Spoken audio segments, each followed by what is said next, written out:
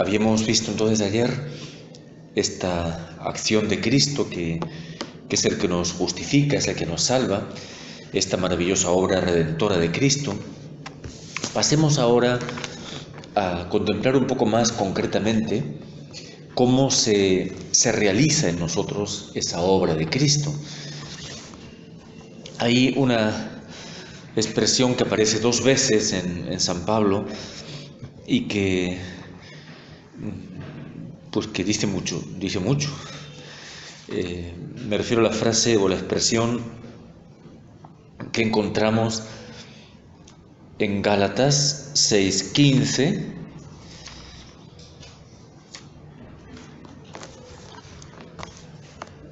Gálatas es probablemente la carta más polémica de todas. Y en esa polémica con los judaizantes, San Pablo dice: porque nada cuenta ni la circuncisión ni la incircuncisión. O sea, para ellos, en la mentalidad judía, el judío circuncidado es el que tenía el acceso a la salvación, y los demás incircuncisos no. Entonces San Pablo dice: no, nada cuenta, ni circuncisión ni incircuncisión, sino la creación nueva. Y en 2 Corintios 5:17 tenemos una frase todavía mucho más expresiva. Bueno, leo desde el 16, donde dice: así que en adelante ya no conocemos a nadie según la carne, es decir, según lo humano. Si conocimos a Cristo según la carne, ya no le conocemos así. Quizá aquí Pablo está aludiendo a su propio conocimiento de Cristo. Antes del encuentro de Damasco, del camino de Damasco, sí tenía un cierto conocimiento de Cristo según la carne, según lo humano. Había escuchado hablar de Jesús de Nazaret, por eso perseguía a sus seguidores, pero ahora ya no le conoce así. Pero el versículo 17 es el que quería destacar. Por tanto, el que está en Cristo es una nueva creación. Pasó lo viejo, todo es nuevo. Y los versículos siguientes van a explicar el porqué de esta novedad. Todo proviene de Dios, que nos reconcilió consigo por Cristo y nos confió el ministerio de la reconciliación. En Cristo estaba Dios reconciliando el mundo consigo, no tomando en cuenta de las transgresiones de los hombres, sino poniendo en nosotros la palabra de reconciliación, etc. Bien, entonces, estas palabras de Pablo son sorprendentes en el sentido de que ya hemos visto ayer que no estamos hablando, en el caso suyo personal, bueno, cuando él habla, y es una de las cosas interesantes de San Pablo, es que no es, diríamos, pura doctrina teórica, sino que está partiendo siempre de su experiencia personal. Y está partiendo también de la experiencia de lo que ve que Dios obra en sus comunidades. Esto le da como una fuerza, una autenticidad especial a su enseñanza. Entonces, el que está en Cristo es una nueva creación. Digo que esta frase o esta expresión es llamativa porque veíamos San Pablo hablando de sí mismo antes de su creación, de su conversión, dice: yo era intachable. Es decir, no estamos hablando de alguien que ha llevado una vida muy desordenada, muy sucia, y al convertirse, pues verdaderamente se siente nuevo, ¿no? Y siente que Dios le ha limpiado y que realmente puede decir: soy una nueva criatura, una nueva creación. Estamos hablando de un hombre que cumplía todo a la perfección la ley mosaica, la ley, decíamos, escrita y oral de los rabinos. Era un perfecto cumplidor como fariseo, como buen fariseo, era perfecto cumplidor, intachable. Y sin embargo, Pablo tiene esta experiencia de que el encuentro con Cristo le ha hecho nuevo. El que está en Cristo es una nueva creación. Entonces, este dato es importante para entender esta novedad que decíamos que Cristo ha traído. Pasó lo viejo, todo es nuevo, y todo es todo. Se suele decir que cuando una persona se enamora a nivel humano, lo ve todo diferente. Si antes, no sé, pues le resultaba aburrido su trabajo, sus clases, ahora participa con entusiasmo. Si en casa era poco servicial, pues ahora se le ve servicial. ¿Qué pasa? Que el enamorarse le ha cambiado la mirada, la visión, y ve todo bajo un aspecto nuevo. Si eso puede ocurrir con un enamorarse en el plano humano, evidentemente el enamorarse de Cristo es mucho más, porque aquí sí que no es una cuestión subjetiva. O sea, uno que se enamora, pues bien, puede enamorarse, pero las cosas no han cambiado. Pero el enamorarte de Cristo, y no solo el enamorarte, sino el permitir que Cristo entre en ti y obre en ti, verdaderamente eso sí que opera ese cambio y esa transformación. El que está en Cristo es una nueva creación, pasó lo viejo, todo es nuevo. San Ireneo tiene una frase, me parece que esa la mencionaba, que dice: Cristo trajo toda novedad trayéndose a sí mismo.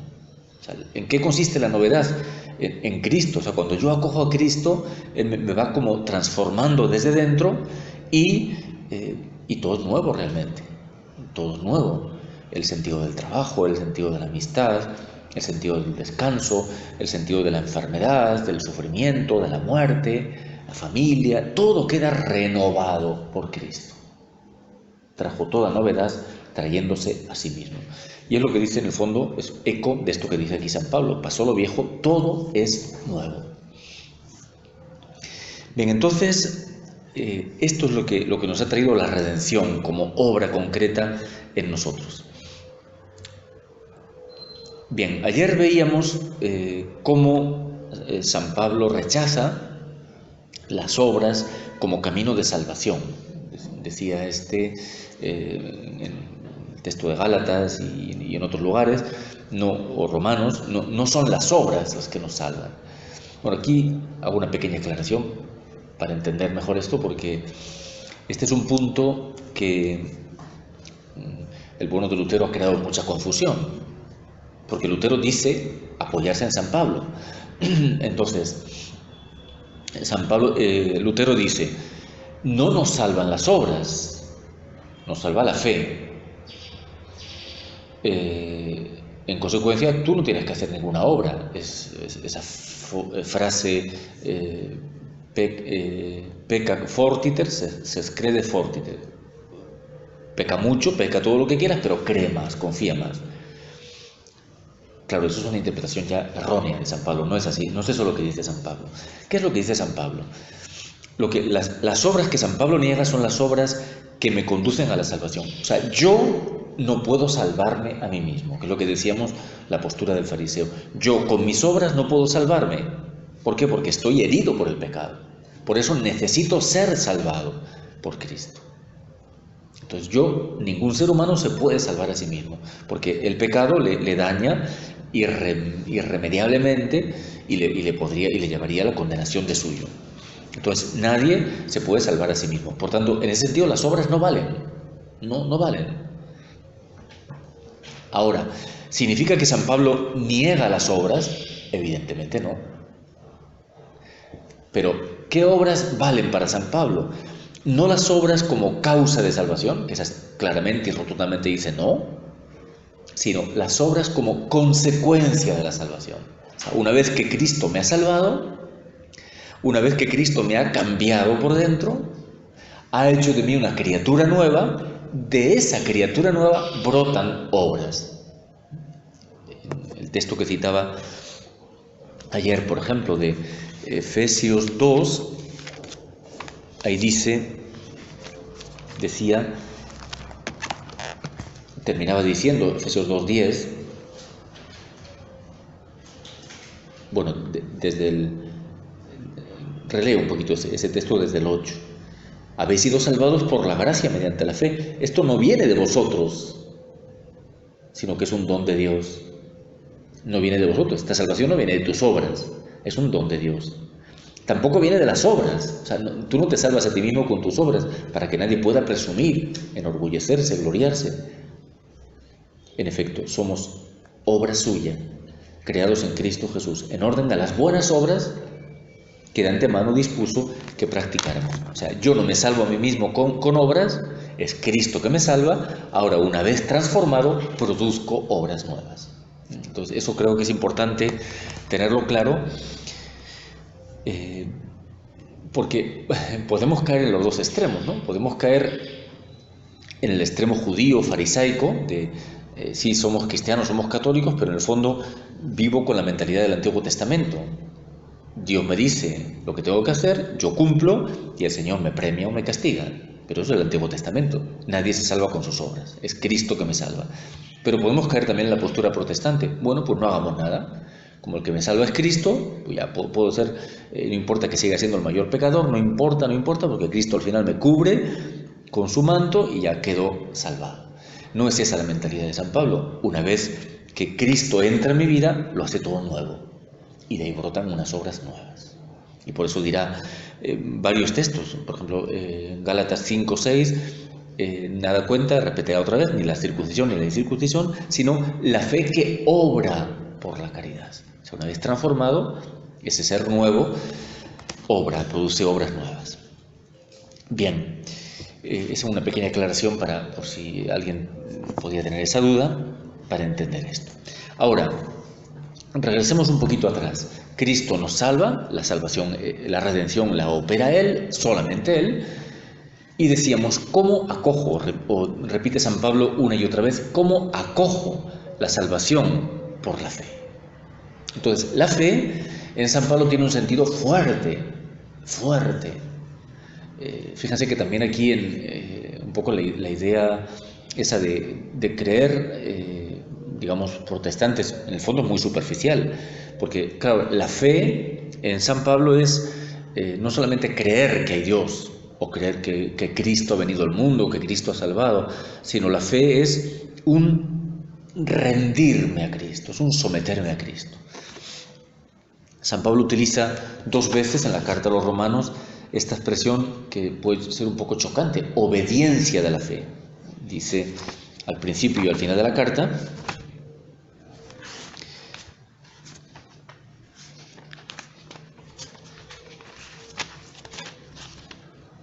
en Romanos 1, 5, por Jesucristo, Señor nuestro, por quien recibimos la gracia y el apostolado para predicar la obediencia de la fe, a gloria de su nombre entre todos los gentiles.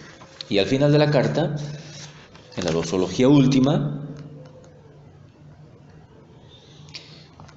habíamos visto ese texto, de este misterio manifestado, mantenido oculto, manifestado ahora, al presente por las Escrituras, por disposición del Dios eterno, dado a conocer a todos los gentiles para obediencia de la fe. Entonces, para San Pablo, la fe, digo, es esto, es una decisión de la persona que obedece, es decir, que se somete a Dios, que se somete a Cristo, es decir, una vez que Dios ha decidido salvarnos en Cristo muerto y resucitado, la fe es la decisión de la persona por la cual se rinde a Cristo, acoge esta acción salvadora de Dios en Cristo. Entonces es digamos, es algo que involucra, no es algo puramente mental, es de toda la persona. O sea, la fe es obediencia, es decir, soy todo yo el que me someto, el que me pongo bajo el influjo de Cristo Salvador. Eso es la fe. Y desde esa perspectiva, claro, la fe es la actitud básica no solamente en el inicio de la conversión, sino en todo el camino cristiano y en todo el camino espiritual. O sea, la fe es continuar poniéndome conscientemente, deliberadamente, bajo el influjo de Cristo Salvador. Continuar sometiéndome a esta acción de Dios Padre en Cristo mediante su Espíritu. Y por tanto permitir que toda la salvación irrumpa en mi alma, me vaya renovando, transformando y santificando. Bien, el tema de la fe está muy presente en todas las cartas paulinas, pero el texto más más desarrollado, podemos decir, más amplio, es el que encontramos en el capítulo 4.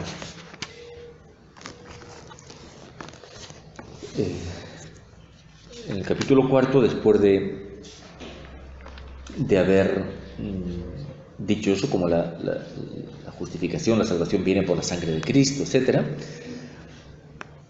porque todos somos pecadores, esta salvación es acogida por la fe. Y todo ese capítulo 4 nos presenta a Abraham como modelo del creyente. Entonces, es este capítulo 4 en el que pues va desarrollando. Yo me voy a centrar sobre todo en los versículos finales, del 18 en adelante. El cual, se refiere a Abraham, esperando contra toda esperanza, creyó y fue hecho padre de muchas naciones, según le había sido dicho, así será tu posteridad. No vaciló en su fe al considerar su cuerpo ya sin vigor, tenía unos 100 años, y el seno de Sara igualmente estéril.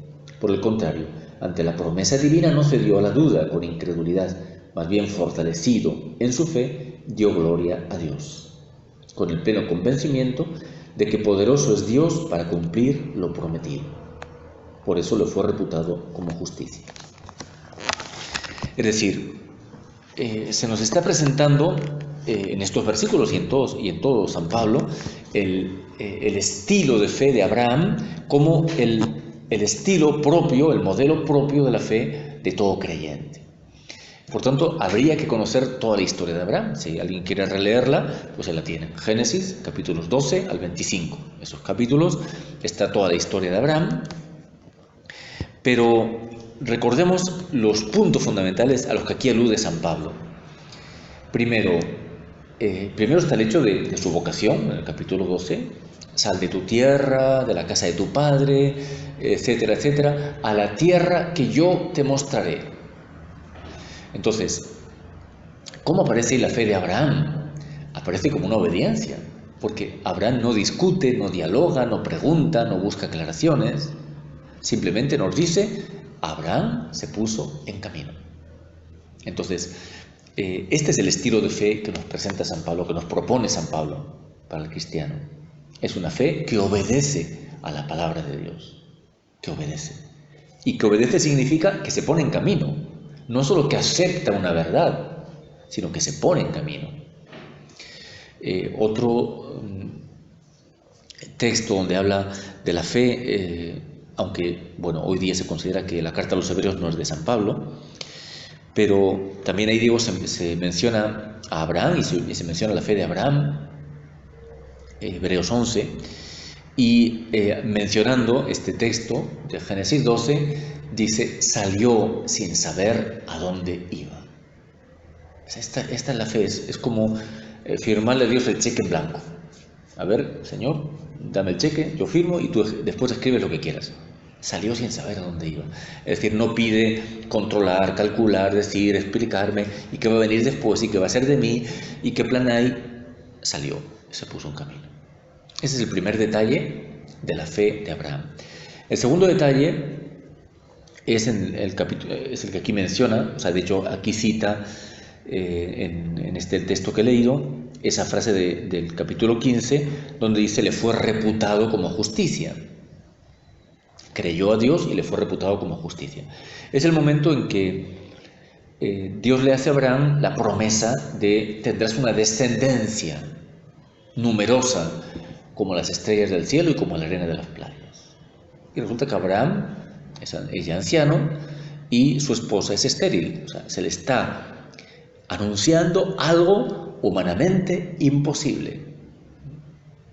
Entonces sería para decir, Señor, ya no te burles de mí, ¿no? Señor, ya no estoy para bromas, a estas edades, ya no te burles de mí. Decirme que voy a ser padre a esta edad. Es curioso porque si vemos el relato del Génesis, esta fe de Abraham se ve también un progreso en ella, ¿no? Por lo mismo que, por ejemplo, sería muy interesante analizar la fe de Moisés y de otros personajes del Antiguo Testamento. ¿En qué sentido digo que se ve un progreso? Porque cuando recibe esa promesa de Dios, Abraham con su esposa Sara dicen, pues muy bien, Dios nos dice que vamos a tener una descendencia abundante. Entonces será que Dios quiere darnos descendencia a través de la esclava. En esa época, en la época de los patriarcas, había esa costumbre y se conoce por otros pueblos también, que si la esposa era estéril, podía concebir una esclava y ese hijo se consideraba del matrimonio. Entonces ellos consideran, bueno, si yo soy estéril, entonces bueno, puede ser que Dios quiera darnos un hijo a través de la esclava. Y efectivamente así lo hacen, y nace Ismael a través de Agar. Pero Dios le dice, no, es un hijo de tu propia esposa. En ese sentido digo que hay también un educarle en la fe a Abraham. Porque él, la promesa de Dios la entiende un poco, él y Sara lo entienden a su manera. Sí, Dios quiere darnos una descendencia, sí lo creemos, pero por una vía todavía razonable. Pero no, es a través de tu esposa que es estéril. Bien, entonces, en ese capítulo 15, ante esta promesa, Dios le da a Abraham un signo. Mira las estrellas del cielo. ¿Cuál es el signo? Es decir, yo soy el Todopoderoso. Yo soy el que ha creado este mundo de la nada. Si yo he hecho este mundo, ¿cómo no puedo hacer fecundo el seno de tu esposa? ¿Cómo no puedo hacerte a ti padre de una multitud? Está en juego mi poder. Es una invitación a creer en el poder de Dios. Bien, entonces a Abraham se le promete y finalmente nace Isaac, el hijo de la promesa. Se le promete entonces esa descendencia, se le promete también una tierra que tampoco posee, están como extranjeros viviendo en Canaán, lo que es la actual Israel, o sea, la tierra de Israel, pero que todavía han llegado ahí como emigrantes, no lo poseen en propiedad, y les dice, te daré esta tierra. Y bueno, finalmente nace Isaac y ya por fin, qué bonito, qué maravilla, ya todo va por buen camino. Y ahora el Señor le dice, y ahora ven y me ofreces a tu hijo Isaac en sacrificio. Capítulo 22. Es la prueba de Abraham, esa prueba de su fe, porque una vez más, ahí no vemos que Abraham replique ni una sola palabra. Tomó la leña, tomó a su hijo, un criado, y se dirigió al monte del sacrificio. Es decir, cuando ya está el hijo, y ahí otra vez Abraham tenía motivos para quejarse. O sea, cualquiera de nosotros, si la obediencia, por ejemplo, nos pide algo por el estilo, hubiéramos dicho un momentito, esto no es lógico, esto no tiene sentido, esto es un absurdo. Tú me has prometido esto, me has prometido una descendencia, ahora ya está el hijo, a través del cual, que parecía imposible, a través del cual se va a dar esta descendencia, entonces esto no, o sea, te habrás equivocado o yo no te habré entendido bien. Pues no, Abraham una vez más obedece. Sabemos la historia, como al final Dios le dice, bueno, no lo sacrifiques, etc. Pero el sacrificio ya lo ha hecho, o sea, el hijo no muere, pero el sacrificio interior Abraham lo ha hecho, ya ha entregado a su hijo. Es decir, ha hecho un acto de fe heroico. También la carta a los Hebreos, comentando ese acto, dice, pensaba Abraham que Dios es poderoso incluso para resucitar. Bueno, muy bien, tú me has dicho que me das una descendencia a través de mi hijo, ahora me pides que lo sacrifique, pues no pasa nada. Si tú quieres, lo puedes resucitar. Es un acto de fe heroico. Bueno, pues este es el estilo de fe que nos presenta aquí San Pablo para el creyente, para el cristiano. Por eso dice, esperando contra toda esperanza. Humanamente hablando, no había apoyo, no había para esa esperanza, para esa fe. Sin embargo, creyó. Contra toda esperanza, creyó. Y fue hecho padre de muchas naciones, según se le había dicho. No vaciló en su fe, es una fe firme. Otra característica importante de esta fe, no vaciló en su fe. A pesar de que todos los signos estaban en contra. Él era anciano, su esposa estéril. No vaciló en su fe. Por el contrario, ante la promesa divina, aquí se apoya la fe. La promesa divina. Dios promete y cumple. Ante la promesa divina no cedió a la duda. O sea, la duda es contraria a la fe.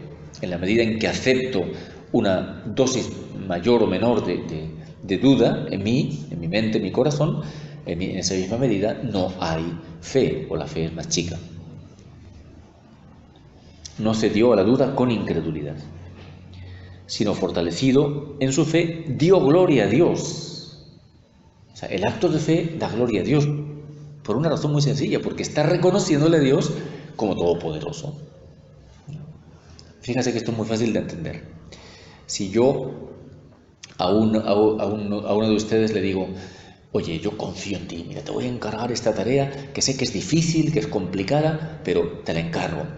Estoy fiándome de la persona, estoy glorificando a la persona. Ahora, en el caso contrario, pues también la persona se siente molesta. Oye, mejor no hagas eso, lo voy a hacer yo. Tú no eres capaz, tú no vales para eso, tú no sirves, lo voy a hacer yo. No estoy confiando en la persona. Entonces, el acto de fe, el confiar en Dios, es dar gloria a Dios. Es ante esta situación humanamente imposible, Abraham está reconociendo: Dios es todopoderoso, promete y cumple, es poderoso para cumplir lo prometido, nada se le escapa. Ese acto de fe glorifica a Dios.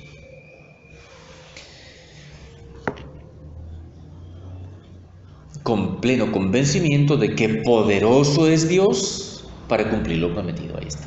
Poderoso es Dios para cumplir aquello que promete. Bien, este es entonces, así resumidamente, el acto de fe, la fe como obediencia, como sumisión a Dios en Cristo, que permite entonces que toda la salvación, la gracia de Cristo se vuelque en nuestra alma y la transforme. Entonces, como respuesta a este acto de fe, viene en nosotros la salvación, viene en nosotros esta nueva creación que decíamos. Pasó lo viejo, todo es nuevo. Veamos un poco más en detalle en qué consiste esta novedad, esta transformación que Cristo opera en nosotros. Vuelvo de nuevo al texto de Efesios 2, 5 y siguientes. Habíamos visto, estábamos muertos por los pecados,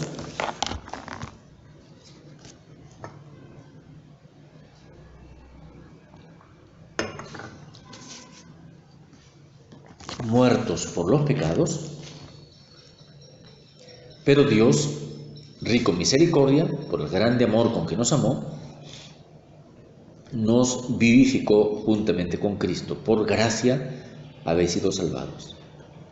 Con Él nos resucitó, pasado, O sea, no está hablando de un futuro, nos resucitará al fin de los tiempos.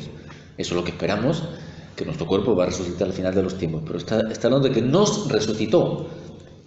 Entonces, ¿qué es la obra redentora, salvadora de Cristo? Una auténtica resurrección. Es decir, todo eso que estaba muerto por el pecado, o estaba muerto, en el caso de Pablo, fariseo, por una vida lánguida, rutinaria, simplemente de cumplimiento de la ley, sin una verdadera vitalidad, hay una verdadera resurrección. Nos resucitó y nos hizo sentar en los cielos en Cristo Jesús. Una frase llamativísima y sorprendente. Nos hizo sentar. Otra vez, no nos habla del futuro. Nos espera el cielo. Esperamos ir al cielo, a sentarnos en el cielo juntamente con Cristo. No, nos sentó. ¿Y qué quiere decir esto? Son frases muy audaces y ojalá que nosotros esto lo tomáramos así, más en profundidad y lo intentáramos vivir. Pues quiere decir algo muy sencillo, es que ya estamos, si vivimos con Cristo, ya estamos en el cielo. O sea, ¿qué es el cielo? El lugar de Dios. Bueno, el cielo no es un lugar, ¿no? El cielo es Dios mismo. Entonces, si yo estoy en Dios, hemos estado escuchando estos días, seguimos escuchando esos textos de la primera carta de San Juan, permanecer en Dios, pues el cielo es estar en Dios. Por tanto, si estoy en Dios, estoy en el cielo. Vivo ya, de algún modo, teniendo el cielo en la tierra. Les mencionaba también esa esos textos de Santa Isabel de la Trinidad, donde ella escribe gozosísima: he descubierto, o sea, la gran alegría de mi vida, tengo el cielo en la tierra, ya ahora las personas divinas viven en mí, no tengo que estar esperando. Claro que hay una espera en el poder ver a Dios cara a cara y disfrutar plenamente, pero ya ahora lo poseo, ya ahora estoy en el cielo, ese es mi lugar. Fíjense que esto nos lleva también a una cosa muy importante, y es cómo estamos llamados a vivir nosotros en la presencia de Dios, a vivir la inhabitación y a darle a esto una prioridad absoluta. Es curioso porque, por ejemplo, una cosa que se ve con frecuencia en una familia: el padre de familia está trabajando muchas horas, casi no tiene tiempo para estar con su familia y bueno, se queja, ¿no? La esposa, los hijos se quejan: papá, que no te vemos, que no estás con nosotros, que no conversas con nosotros, que no juegas con nosotros. Y el papá le dice: pero si estoy trabajando para ustedes, me paso todo el día trabajando para ustedes como un esclavo. Pero no basta, o sea, te queremos a ti, queremos estar contigo, aunque tengamos menos dinero, pero queremos estar contigo. Bueno, esa experiencia, que se repite con bastante frecuencia, me parece que podemos trasladarla al plano espiritual. ¿Cuántas veces el Señor nos tenga que decir: no quiero tus trabajos, no quiero tus obras, te quiero a ti? O sea, no te he llamado a trabajar a mi viña como un esclavo, como un obrero para mi viña. Te he llamado como hijo para que experimentes la dicha de vivir en mi presencia. No te he llamado siervo, te llamo amigo. Te llamo para que ya desde este mundo, sin esperar al cielo, ya desde este mundo vivas gozosamente la intimidad conmigo. Y desde esa unión conmigo, bueno, pues sí, habrá que hacer algo, no vamos a estar en este mundo sin hacer nada, algo habrá que hacer, ¿no? Y sí, trabajaremos para su gloria, pero ¿qué quiero decir con esto? Que las tareas no deben atraparnos, no deben absorbernos, no deben sacarnos de la presencia de Dios. Lo ideal, y es la gracia que podemos y debemos esperar, es aprender a vivir en oración continua, o sea, aprender a vivir sin desconectar de Dios. Permanezcan en Él y Él en ustedes. Permanecer en Dios en medio de las tareas, permanecer en Dios cuando camino, cuando viajo, permanecer en Dios cuando estoy solo en mi cuarto, permanecer en Él. Y no desconectarme de esa presencia divina. Este es uno de los dones, indudablemente, que Cristo ha traído. Entonces, sentados en el cielo, ahí ese es nuestro lugar, en la presencia de Dios, día y noche. Colosenses 3, del 1 al 4.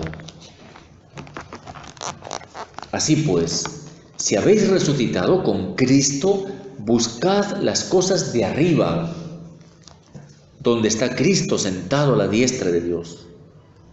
Aspirad a las cosas de arriba, no a las de la tierra, porque habéis muerto y vuestra vida está oculta con Cristo en Dios.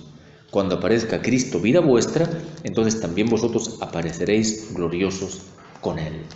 Es decir, si nuestra vida es una vida de resucitados, por tanto es una vida con Cristo. Por tanto, vivo buscando las cosas de arriba, las cosas del cielo. No vivo enfangado en las cosas de la tierra, aunque no sean malas, aunque no sean pecaminosas, pero no vivo como atrapado, como siervo, vivo como hijo, buscando las cosas de arriba. Bien, para entender también esta novedad que Cristo nos ha traído, nos ayuda mucho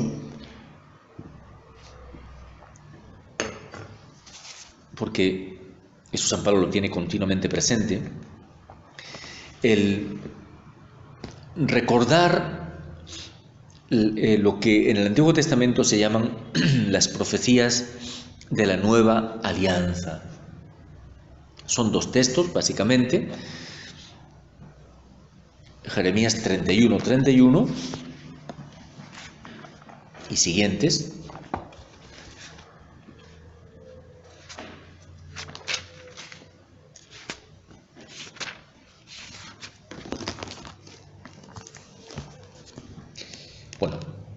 Bueno, leo un poquito esos versículos y explico algo. He aquí que vienen días, oráculo del Señor, en que yo pactaré con la casa de Israel y con la casa de Judá una alianza nueva. No como la alianza que pacté con sus padres, cuando les tomé de la mano para sacarles de Egipto, que ellos rompieron mi alianza y yo hice estrago con ellos. O sea, está haciendo alusión a la primera alianza del Sinaí. Dios pacta una alianza con su pueblo, Dios se compromete con su pueblo, y esa alianza se rompe, porque la alianza es un pacto entre dos partes. Dios es fiel, pero el pueblo que se había comprometido a cumplir la ley, no la cumple, y por eso vemos en los profetas y en los mismos libros históricos que constantemente aparece el castigo de Dios. El pueblo no ha sido fiel, el pueblo no ha cumplido su parte de la alianza, por eso le han venido los castigos, por eso Jerusalén ha sido destruida, el templo ha sido destruido, han tenido que marchar al exilio. La alianza ha quedado rota por la reiterada, continua infidelidad del pueblo y de sus reyes. Entonces, aquella alianza del Sinaí, por parte de Dios, Dios no la ha roto, pero por parte del pueblo se ha roto, ya no vale. Entonces, a través del profeta, Dios anuncia una nueva alianza. Vienen días, son este tipo de anuncios para el futuro. ¿Cuándo será? Esta será la alianza que yo pacte con la casa de Israel después de aquellos días, oráculo del Señor. ¿En qué consistirá esta nueva alianza? Pondré mi ley en su interior y sobre sus corazones la escribiré. O sea, la ley del Sinaí estaba escrita en tablas de piedra que Dios entrega a Moisés. Esta nueva ley ya no está escrita en tablas de piedra, está escrita dentro del corazón humano. Pondré mi ley en su interior, la escribiré en sus corazones.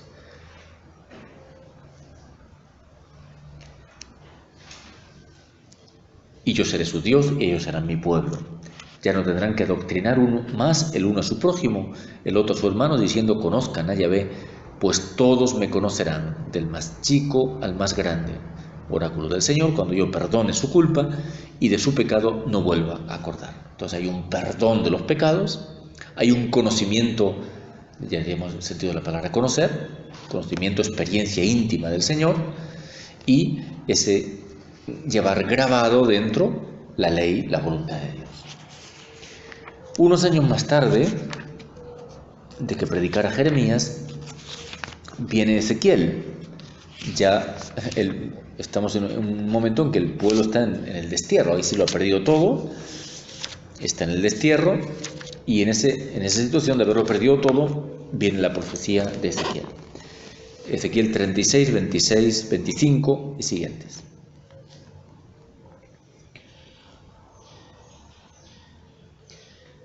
Os tomaré de entre las naciones, os recogeré de todos los países, os llevaré a vuestro suelo. Os rociaré con agua pura y quedaréis purificados. De todas vuestras impurezas y de todas vuestras basuras os purificaré. Y os daré un corazón nuevo. Infundiré en vosotros un espíritu nuevo. Quitaré de vuestra carne el corazón de piedra y os daré un corazón de carne.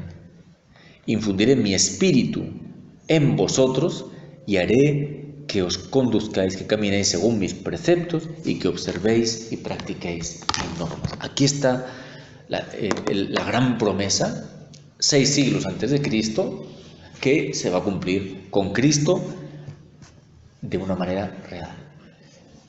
¿Por qué había fracasado la primera alianza?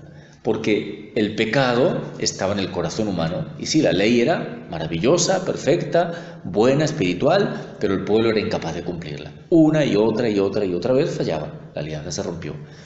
Ahora Dios dice: Jeremías, voy a escribir la ley dentro. Y Ezequiel completa. No solamente voy a escribir la ley dentro, es que voy a cambiar el corazón. Voy a cambiar tu corazón. Voy a hacer que ese corazón de piedra, ese corazón duro, sea transformado por un corazón nuevo. Voy a infundir un espíritu nuevo. ¿Qué espíritu? Infundiré mi espíritu. O sea, la gran novedad es que Dios da su mismo Espíritu, y aquí tenemos Pentecostés, el don del Espíritu Santo, infundiré mi Espíritu,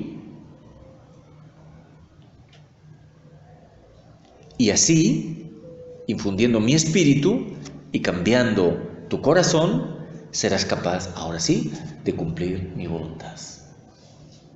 Entonces, esto es algo grandioso. Esto es algo que incluso muchos católicos no han entendido. La gran novedad de Cristo es esta, que nos cambia por dentro, hace de nosotros, volvamos a San Pablo, una nueva creación, nos da un corazón nuevo, hace de nosotros criaturas nuevas, hombres nuevos, mujeres nuevas, y nos da el Espíritu Santo que desde dentro nos fortalece y nos capacita para cumplir su voluntad.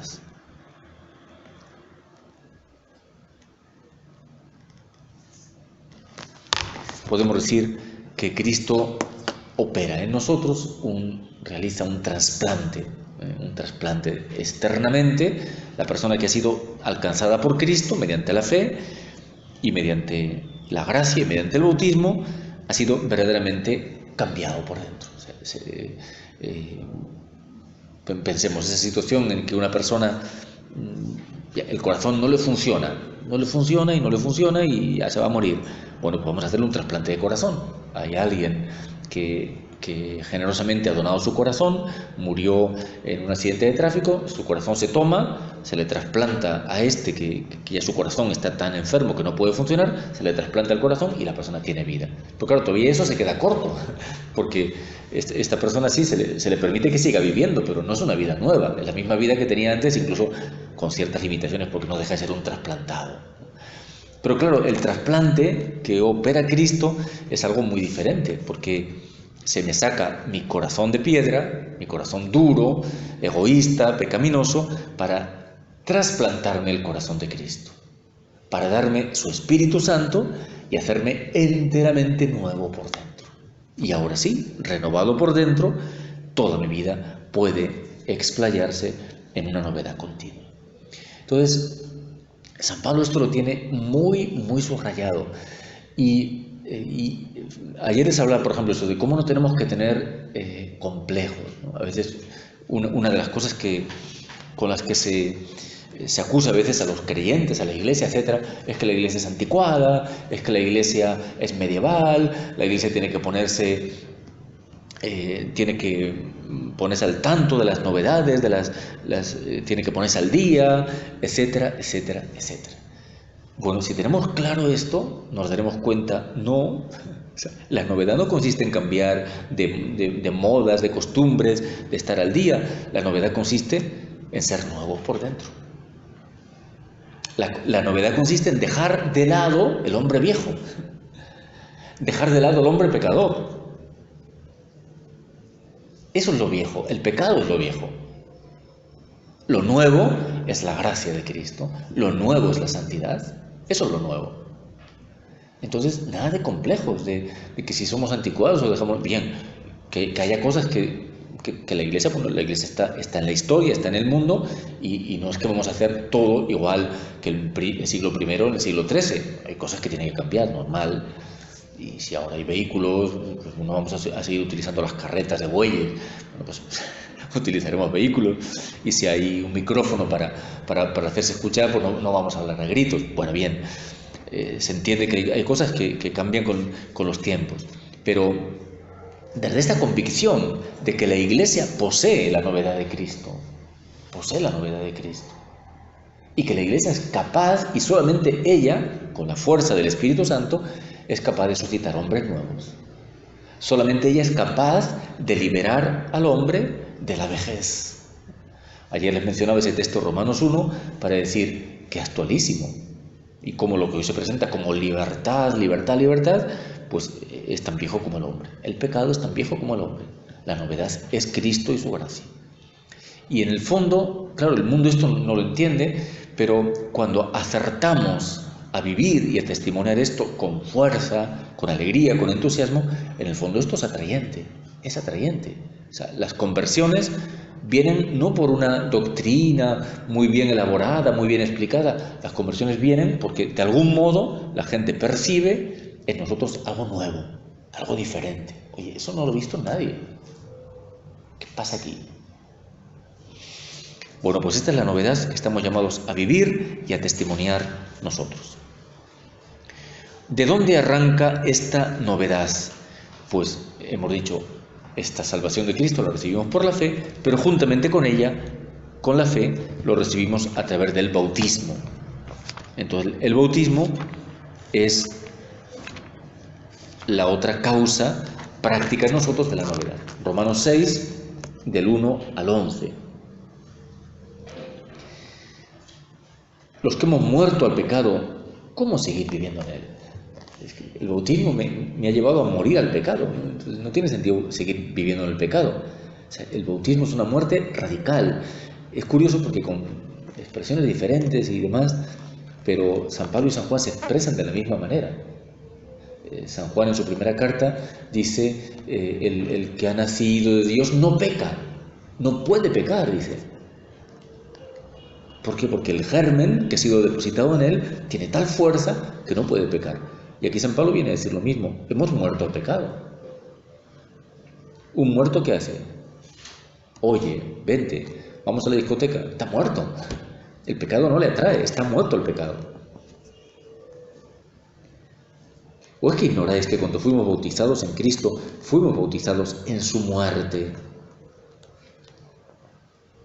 O sea, fíjense qué bellamente expresa San Pablo, y esta es una constante de sus cartas, la unión del creyente con Cristo. O sea, mi vida es incomprensible sin Cristo.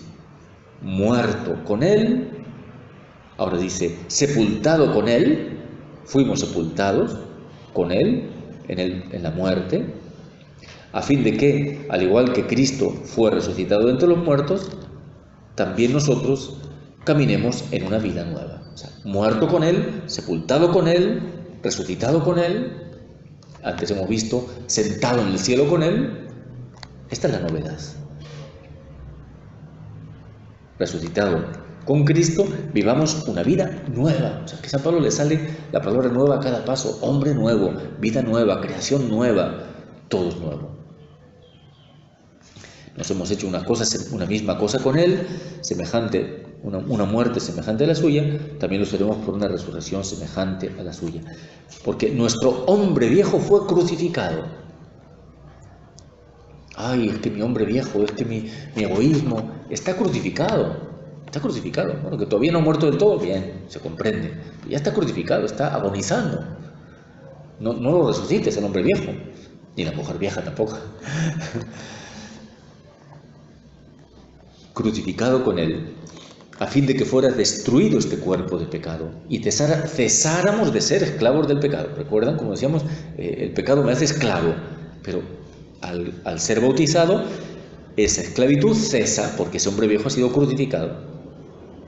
El que está muerto queda liberado del pecado. O sea, para San Pablo es incomprensible, por eso decía que Lutero no tiene ni idea, cuando interpreta a San Pablo, no tiene ni idea, porque el ser bautizado es un morir al pecado, ya no puedo seguir siendo pecador. Claro que están nuestras debilidades, claro que no dejamos de ser débiles, por supuesto que sí, pero el pecado como dueño, como algo que domina en nuestra vida, ya no, a no ser que volvamos a abrirle la puerta y el pecado vuelva a hacerse dueño, que también puede ocurrir. Pero de suyo no, estamos muertos al pecado, está crucificado. Si hemos muerto con Cristo, creemos que también viviremos con Él, sabiendo que Cristo, una vez resucitado entre los muertos, ya no muere más. La muerte ya no tiene señorío sobre Él. Su morir fue morir al pecado, de una vez para siempre, pero su vivir es un vivir para Dios. Entonces, esta vida de Cristo, muerto al pecado, vivo para Dios, es también la vida del creyente. Así también vosotros, consideraos muertos al pecado y vivos para Dios en Cristo Jesús. Este es nuestro estatuto, esta es nuestra identidad. Es decir, consideraos quiere decir, toma conciencia, date cuenta de que eso es lo que eres por tu bautismo. Por tu bautismo estás muerto al pecado. El pecado ya no te esclaviza, Ese pecado ha sido crucificado, enterrado, sepultado. Estás vivo para Dios. Entonces es como el doble dinamismo, no solamente muerte al pecado, sino un vivir para Dios. Y aquí, ¿qué significa eso? Significa lo que apuntamos también ayer, vivir en la pertenencia a Dios. Ya no pertenezco al pecado, porque Él no es mi dueño, pertenezco a Dios, pertenezco a Cristo, vivo para Él, vivo gozosamente sirviéndole a Él, soy de Él.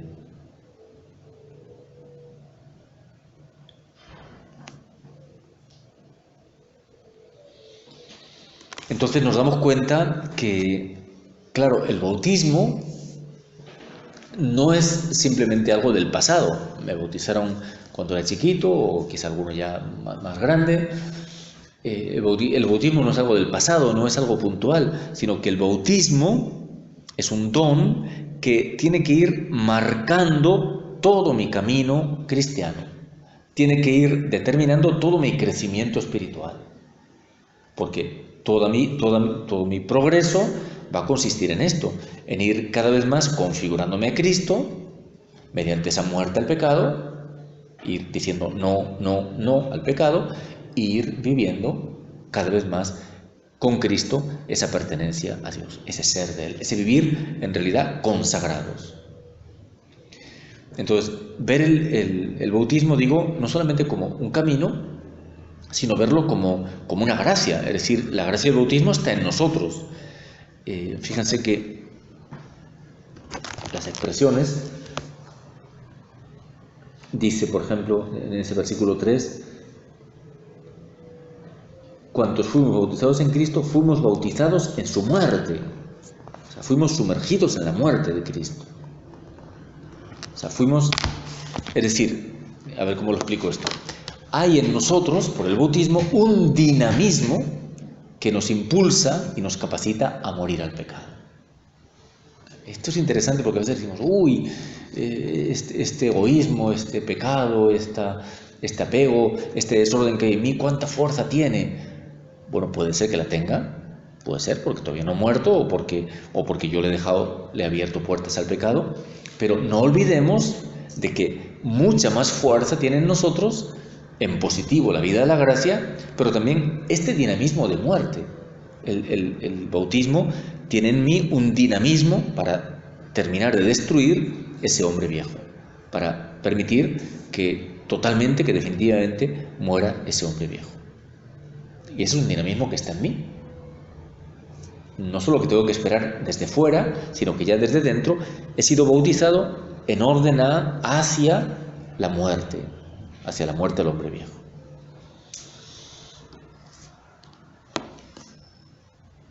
Bien, que hay que ser vigilantes también. Ayer mencionaba también ese texto que aparece después, en versículo 12 en adelante, no reine pues el pecado en vuestro cuerpo mortal, de modo que obedezcáis a sus apetencias, ni hagáis ya de vuestros miembros armas de injusticia al servicio del pecado, más bien ofreceos vosotros mismos a Dios como muertos, retornados a la vida. Somos resucitados. Y vuestros miembros como armas de justicia al servicio de Dios. Pues el pecado no dominará ya sobre vosotros, ya que no estáis bajo la ley, sino bajo la gracia. Ya no estás bajo el pecado ya no es dueño tuyo, estás bajo la gracia, estás bajo el influjo. ¿La gracia qué es? La gracia vendría a ser esto, el influjo personal de Cristo. La gracia no es una cosa, es Cristo influyendo en mi alma. Estoy bajo el influjo de Cristo, ya no estoy bajo el influjo o el dominio del pecado, bajo el influjo de Cristo. Y esta es la novedad. Entonces, en la medida en que acogemos más y más esta novedad, vamos siendo nuevos. Y esto lo encontramos en los santos también de una manera muy elocuente. Todos los santos han tenido este sabor de novedad, incluso en el sentido de que han sido creativos. Cada uno según su forma y su manera, lo sabido que han sido creativos en cuanto a entender mejor aspectos de la Escritura.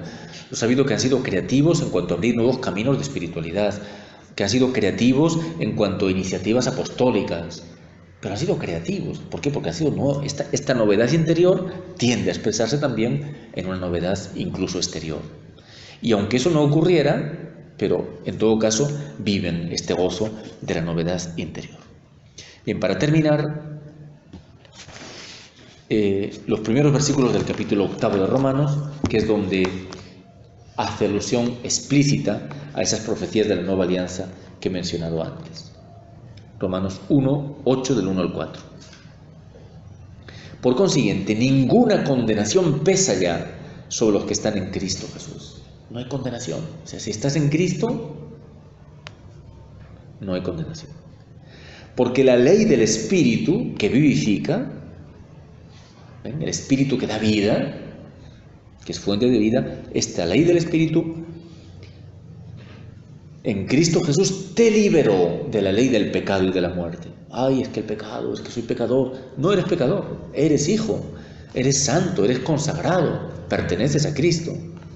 La ley del Espíritu vivificador te ha liberado de esa ley, de ese impulso al pecado y a la muerte.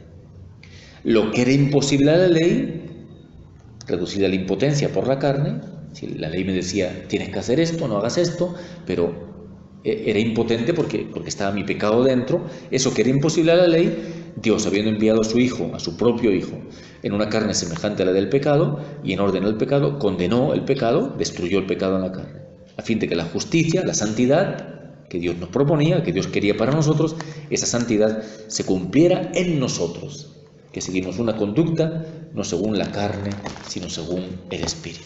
Entonces podemos vivir esa santidad porque Dios desde dentro nos ha cambiado, desde dentro nos impulsa con su gracia, nos hace don del Espíritu Santo y nos permite vivir entonces en plenitud su voluntad, con gozo, con alegría, con entusiasmo.